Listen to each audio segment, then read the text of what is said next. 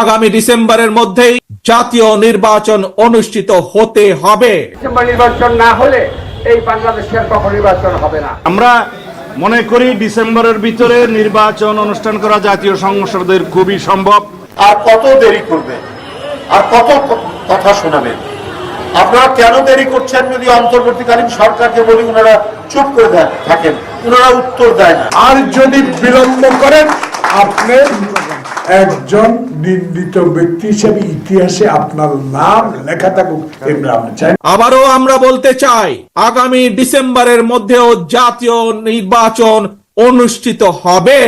বারবার একই কথা, নির্বাচন চাই, নির্বাচন চাই, নির্বাচন চাই, ডিসেম্বরের আগেই নির্বাচন চাই। কেন ভাই এত তাড়াহুড়া কেন? বাকি সব রাজনৈতিক দল যেখানে বলছে আগে বিচার, আগে সংস্কার, সেখানে বিএনপি শুধু বলে নির্বাচন, নির্বাচন, নির্বাচন। তারা আসলে কি চায়?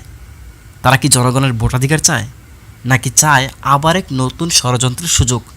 তারা কি জনগণের উপর জুলুমের রাজনীতি চাপিয়ে দিতে যাচ্ছে? তারা কি সেই আগের সরকারের মতো নিজেদেরকে স্বৈরশাসক হিসেবে জাতির সামনে পেশ করতে চাচ্ছে? তাহলে তারা ভুল করছে, কারণ বাংলাদেশের জনগণ এখন অনেক সচেতন। তারা জানে শুধু নির্বাচন করলেই সব ঠিক হয়ে যায় না।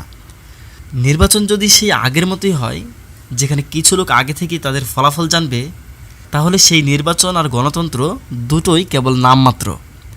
কিন্তু যখনই আলোচনার কথা আসে, তখন তারা শুধু এক কথা, নির্বাচন চাই। এজন্য আগে ভোট দাও, পরে দেখা যাবে কার কী অপরাধ ছিল। বিএনপি সময় দিচ্ছে না সিস্টেমটাকে ঠিক করার জন্য।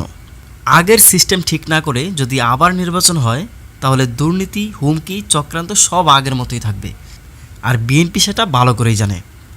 তারা চায় না বিচার হোক, তারা চায় না সংস্কার হোক, কারণ বিচার সংস্কার হলে অনেক সত্য উন্মোচন হয়ে যাবে।